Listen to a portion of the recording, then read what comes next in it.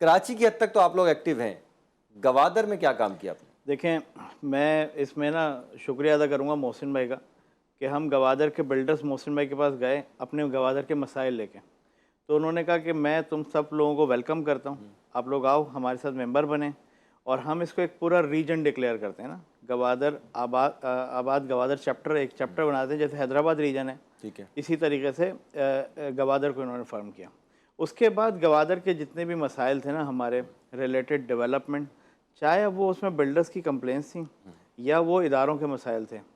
محسن بھائی اور محسن بھائی کی جو انٹائر ٹیم رہی، یعنی جو بھی چیئرمین آتا ہے وہ ہمارے مسائل کو اسی طریقے سے ایڈریس کرتا ہے جیسے وہ کراچی کے مسائل کو ایڈریس کرتا ہے،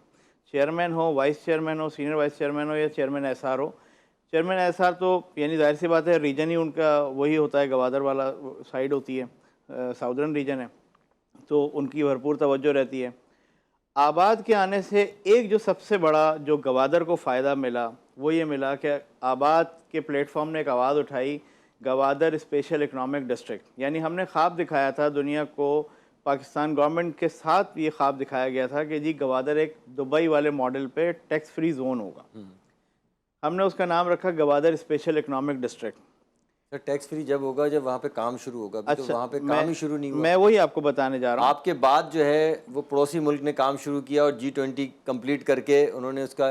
لانچ بھی کر میں دیا۔ وہی آپ کو بتانے جا رہا ہوں، جب آباد نے اس پہ ملاقاتیں شروع کریں تو سب سے پہلے صوبائی گورنمنٹ نے جو ہے وہ اس پہ انیشیٹو لیا اور گوادر کو اسپیشل اکنامک ڈسٹرکٹ ڈکلیئر کر دیا۔ دیکھیں، کام دو صورتوں میں شروع ہوتا ہے، ایک تو گورنمنٹ کرتی ہے اور ایک پرائیویٹ سیکٹر کرتا ہے۔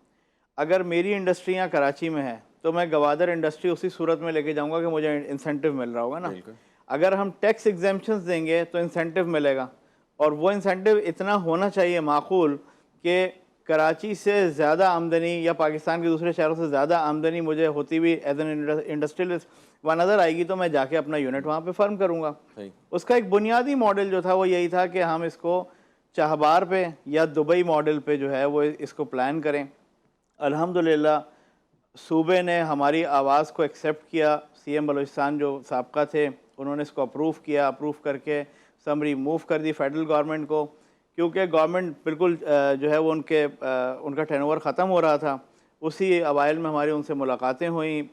فیڈرل یعنی فائنانس میں بھی ہوئی اور پلاننگ اینڈ ڈویژن میں بھی ہوئی،